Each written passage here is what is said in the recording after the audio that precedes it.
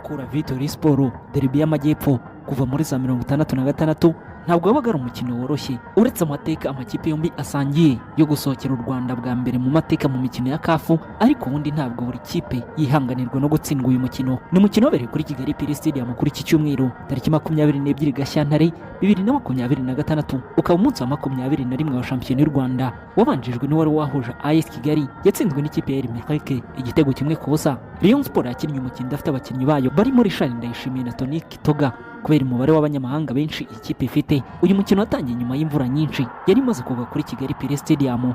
Rayon Sport yari ifite inyota y'aya manota, yatangiye neza mu gice cya mbere ibonamo igitego cya mbere ku munota wa mbere, igitego cyatsinzwe na rutezamu wayo ukomoka muri Cameroon ukina anyuze ku mpande Basane. Ni nyuma y'amakosa yakozwe na Joseph Sake wa Mukura Victory Sport watakaje umupira ufatwa na Bigiremana Bedi wawuhereje Ndikumana Sumani nawe awuhereza Basane mu buryo bwihuse. Sumani hariya kuranya arashota cyagezemo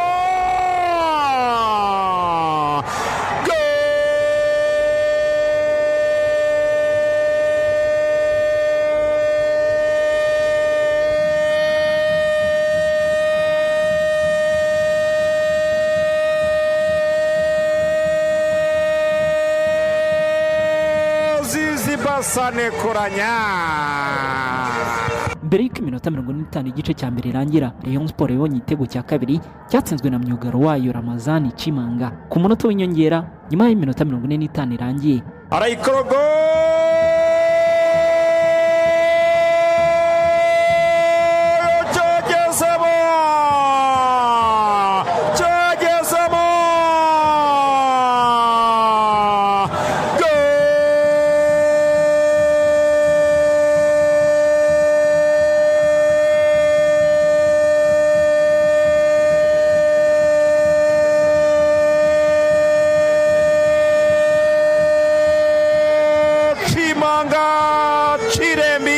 Ramazan. Assalamu alaikum.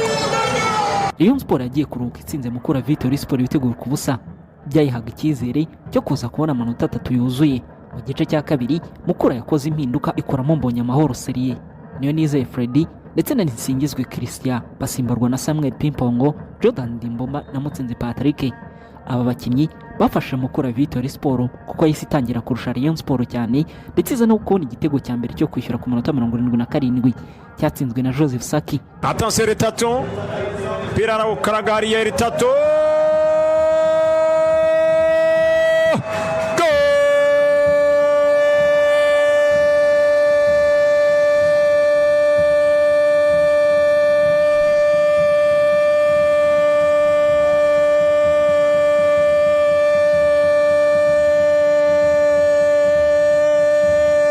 Joseph Saki.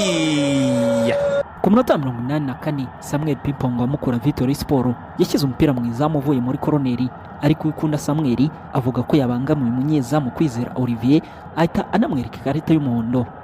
Mutsinzi Patrick yacinze Emery Bayisenge ku munota 90 atema umupira mu izamu ushyirwa muri koroneri n'umukiza Obedi yakojejeho akaboko, ariko umusifuzi avuga ko nta penalty. Iki nicyo cyabaje abakinnyi b'ikipe ya Mukura Victory Sport n'abandi bari muri Kigali Pele Stadium bavuze ko Uwikunda Samuel hari aho yabogamye akajya ku ruhande rwa Rayon Sport. Rayon Sport yakomeje gucunga ibitego byayo ndetse iminota 90 irangira ibonye intsinzi y'ibitego 2-1. Nyuma y'uyu mukino umutoza Mukura Victory Sport Nshimiyimana Canisius yavuze ko ibyabaye ari bisanzwe mu mupira w'amaguru, ariko umusifuzi hari aho yashyizemo akaboko. Ku mpande twiteguye, ariko iby'umupira ngira ngo niko bigenze, nubwo ku ruhare rwanjye ntabyemera gutakaza amanota gutya 100%. Habayemo kuboko k'umusifuzi ntabwo natinya kubivuga, ntabwo nkunda kuvuga ku basifuzi, ariko gutakaza n'amanota arimo kuboko komeye k'umusifuzi. Ntabwo nkunda kuvuga ku basifuzi cyane, twatsinzwe ku manota turatakaje tugiye gutegura iby'ubutaha. Abakunzi ba Rayon Sport nyuma yo gutsinda uyu mukino ngo nta kibazo ngo n'ubundi ngo batsindaga umuturanyi. Muvane reka nkubwire, narakubwiye ngo ngewe Mukura n'abana bacu wenda tujya kungana tuyingayingana nabo mu majyepfo natwe turabo mu majyepfo. Kipe ni Rayon izwi mu Rwanda no ku isi hose, ariko nzanatwara n'igikombe cya shampiyona birashoboka cyane. Wibuke Meya Budara meya wa Nyanza yakuyemo amanota 12. Nabwiye ko Mukura ari urugamba nk'urundi nta ntambara idasa n'indi. Mukura ntabwo naherukaga kuyitsinda, ariko nabwiye ngo gutsindwa na Mukura ni nko kumva wagera kuri Nyabarongo ugasanga ikiraro bagikuyeho kwasiteri ikambuka inyuze mu mazi. Umutozo wa Rayon Sport Bruno Ferry ngo bari babizi ko umukino wa Mukura ugorana, gusa ngo bari bakeneye amanota 3. On savait que ça allait être un match compliqué parce que de ce championnat ils l'ont encore montré. Twari tubizi ko ari umukino ugoye kuko Mukura Victory Sport yarabyerekanye ko ari ikipe ikomeye muri shampiyona, n'uyu munsi yabyerekanye. Twari twaje twiteguye, ikindi twari tuzi ko ari amanota 3 y'ingenzi kugira ngo dukomeze tuzamuka ku rutonde rusange rwa shampiyona. Rero turabikoze n'ibyo byari by'ingenzi. Icyo nicuza ni igitego twinjijwe, wari umukino ugoye kandi no mu kurangira murabibonye hari igitutu cyinshi nubwo ari amakipe kituri imbere nka Elmerike. Icyo bivuze ubu nuko turakomeje kwigira ku mikino dukina, twe dukomeje kureba imbere. On progresse, on tire des enseignements de nos matchs et on continue à avancer.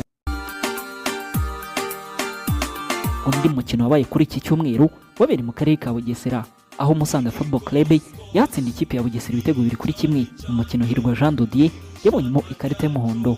Abanyamusanze batsindiwe na Ntiginama Patrick na Mutsinzi Charles, mu gihe igitego cya Bugesera cyatsinzwe na Rugangazi Prosperi. Nyuma y'uyu munsi wa 21 wa shampiyona y'u Rwanda, usize ikipe ya Hilal iyoboye shampiyona y'u Rwanda n'amanota 41, ikaba izigamye ibitego 31. Ikipe ya Elmerike iri ku mwanya wa kabiri n'amanota 40, ikaba izigamye ibitego 10. Ikipe ya PRFC iri ku mwanya wa gatatu n'amanota 39. Polisi ikaba ku mwanya wa 4 n'amanota 35. Rayon Sport iri ku mwanya wa 5 n'amanota 35. Mukura Victory Sport isijya ku mwanya wa 8 n'amanota 31.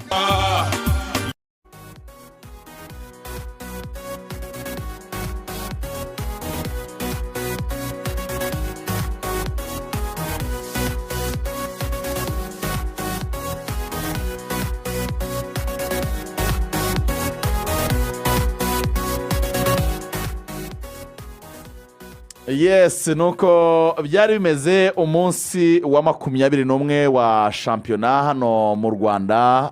Amakipe nuko yitwaye, turaje tunyuremo nyine tunarebe n'uruko urutonde ruhagaze by'agateganyo, ariko nyine n'ubundi ikipe ya Al Hilal iracyaruyoboye Al Hilal kuko twavuga ko yatsinze ikipe ya Gorira igitego 1-0. hanyuma kandi tunavuga ko Muhanga yatsinze Rutsiro ibitego 2-1. amanota aryoshye kuri Muhanga, bavuye mu makipe abiri yamanuka isaha n'isaha.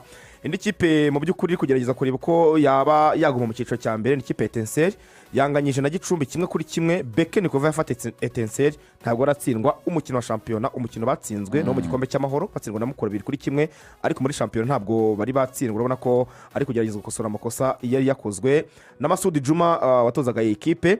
Hanyuma kandi ikipe ya Elmerike yabonye amanota 3, batsinze AS Kigali igitego 1-0 cy'umusore witwa Bangura Ismael, bituma rero Elmerike ifata umwanya wa kabiri inyuma ya Al Hilal. Mu gihe kandi Bugesera yari imaze iminsi yitwara neza cyane mu rugo, ntabwo byayikundiye kuko yatsinzwe na Musanze ibitego 2-1. Bugesera itsindirwa mu rugo, ahantu yatsindiye Polisi, ahantu yatsindiye Rayon, ahantu yanganyije na APR, ahantu yatsindiye Elmerike. Icyo abantu bashinja Bugesera nyine nayo ikanira amakipe akomeye, andi gusanga rwose barekuye no kongeramo akagufu. Mu gihe bwo umukino wundi usigaye Gasogi irakina n'Amagaju uyu munsi saa 9 kuri Kigali Pere, mu gihe Kiyovu izakina na Marine kuwa kabiri. Match ya Mukura na Rayon Sport nyuma y'umukino wari wabaye wa derby umutekano kuwa 5 twaganiyeho cyane mu rubuga rw'imikino rwo kuwa 6. Kuwa 5 Polisi inganya na APR. Mukura na Rayon Sport n'indi match yaganirwaga cyane nyuma y'uko nyine ikipe ya Mukura yari yanganyije na Rayon Sport muri fazare, banganyiriza i Muhanga ubusa ku busa, igitego 1-1 nako. Nimugoroba abantu twageze kuri Perekare tureba umukino warunogeye ijisho. Ibitego 2 bya Rayon Sport byabonetse hakiri kare. Mukura yatsinzwe igitego ku munota wa 3 w'umukino, umunota wa 2 w'umukino yari amaze kurya igitego cya Aziz Basane kuranya. Barongera bayitsinda ikindi gitego ku munota wa 46, bongeye iminota 3 y'inyongera bajya kuruhuka ubusa ku ari ibitego 2 ku busa. Mu kugaruka ikipe ya Mukura yaje kwishyura igitego 1 cya Joseph Sakari ku munota wa 70. hanyuma guhera icyo gihe Mukura irwana no gushaka igitego cyo kwishyura ntibyakunda. Rayon Sport mubanze mbere yuko tuganira ku bindi tubanza tuganire ku bwiza bwa Rayon Sport. Murabona hari iki cyahindutse muri Rayon Sport ko murabona imaze kugira imikino myinshi ikurikirana yitwara neza, igeze ku mwanya wa 5, ifite amanota 35. Ubu deja yayanganyije n'ikipe ya Police. Rayon Sport na Police amanota 35, bose bamaze gukina imikino 20. APR bari imbere ifite 39 ariko yakinnye match 21.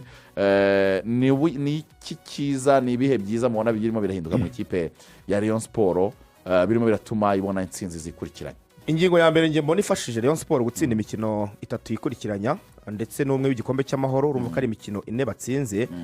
Ngira ngo muri iyi season bwa mbere bayo ko Rayon Sport ijya gukina nta mukinnyi ufite imvune. Buriya Rayon Sport yakunze kugarizwa n'abakinnyi bagiye babavunika, kuko ndibuka ko umutoza Aruna Feruzi agenda yavuze ko bimwe mu bintu byamugoye ari ukutabona abakinnyi uko yagombaga kuba bafite. Urabizi imvune za Bazizi Basane, imvune za ba Bedi, imvune za Batambe Gloire, imvune za ba Yisudianye. Ariko kuri ubu ngubu turavuga Rayon Sport full squad irahari, ikipe yose iruzuye, nta mukinnyi umwe ufite imvune. Ni ikintu rero umuntu yavuga gifashije Rayon Sport muri iyi minsi. Ubwo no gushimira wenda na medical team yabo, burya nabo bari gukora akazi gakomeye, ariko nyine kuba abakinnyi bose bari kubabonera igihe ni ikintu umuntu yavuga ko kibafashije. Hanyuma kandi ikindi mbona kibafashije ni patience ku mutoza Bruno Ferri. Mu by'ukuri yihanganiye critique zose abantu bamushyiragaho, uburyo abakinnyi bashya bari baje, urwego rwabo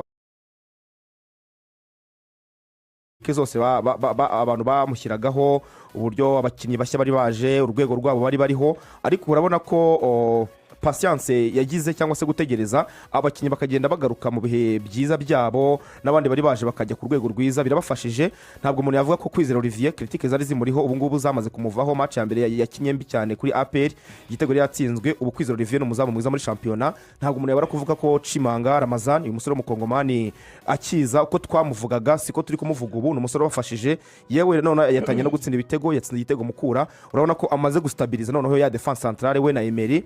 Ntabwo umuntu yabura ko kuvuga ko uyu Ben Aziz Dawo akaruko yari yamuhaye agakinishaga nijoro karamufashije ku munsi w'ejo. Nawe urabona ko yari ameze neza cyane, yakinye umukino mwiza, ubona ko amaze gusa naho amenyera. Ubwo rero babakinyi benshi bavuga ko nta kintu bazafasha Rayon, umutoza arabihanganiye abaha umwanya wo gukina. Urabona ko bari kugenda babafasha. Ni ikipe ubona ko Bruno Ferri asa naho amaze kuyimenyera, yewe no kuyipanga. Niyo mpamvu tuvuga probable akenshi ahindukamo umuntu cyangwa babiri, ariko kuyipanga bimaze koroha. Abakinnyi bashya abamaze kumenyera n'abahari ku buryo 11 w'umutoza bamaze kugaragara. Icyo kintu cyari cyaragoyereye kuvuga ngo 11 barabara abahe. Uyu munsi bahindutse, ejo haje abandi, ariko ubu ngubu urabona ko 11 bari guhoraho. Ngira ngo hari ikintu abareyo batangiye kuganira kandi baba bafite raison, kivuga kiti dufite ijambo rikomeye ku gikombe cya shampiyona. Yego, ntabwo bari kure mu manota. Ubu APR irabarusha 3. Yego, irabarushane ariko rero ifite umukino na Al Hilal. So ane harimo Al Hilal, Rayon Sport inganyije na Al Hilal n'urugero hasigara 3. Rayon Sport itsinze hasigaramo rimwe, yanatsindwa ikaguma amande. Okay, uko byagenda kose ntabwo biyikura ku gikombe. Ane niyo yagumamo. Turi kuri jana ya 21. Haracyari imikino myinshi cyane ko na returu ntiraba. Kucyo Ibere yaravuze kinatuma cyuzuza icyo warubajije cyuko bagira ijambo ku gikombe cya mbere. Burya ni ukugira abakinnyi. Rayon mu kwa mbere yakoze recruitment zatanze umusaruro. Ngiye kunyura mu tuntu niruka cyane nsova igihe kubera ko hari indi ngingo yo kuganira kuri match. Ngiye kubinyuramo, ariko ngiye guha Rayon abareyo version equipe yabo uko nyibona iyo ngingo, cyane ko ntari bunayivugeho iyo yindi. Ikintu cya mbere Rayon Sport ifite nuko abakinnyi iri gukinisha 11 ubu 6 nabo yaguze mu kwa mbere. Ndavuga umuzamu Olivier, ndavuga Chimanga soro mukongomani, inshuti cyane ya Emery cyane. Bakunze kuvugana kenshi rwose. Emery yambwiye ati numwe mu bantu tuganira kenshi kuri telefone. Yego, ngo yabaje Emery ati wavukiye, Emery amubwira aho yavukiye, yumva bafitanye akantu ka basano, aravuga ati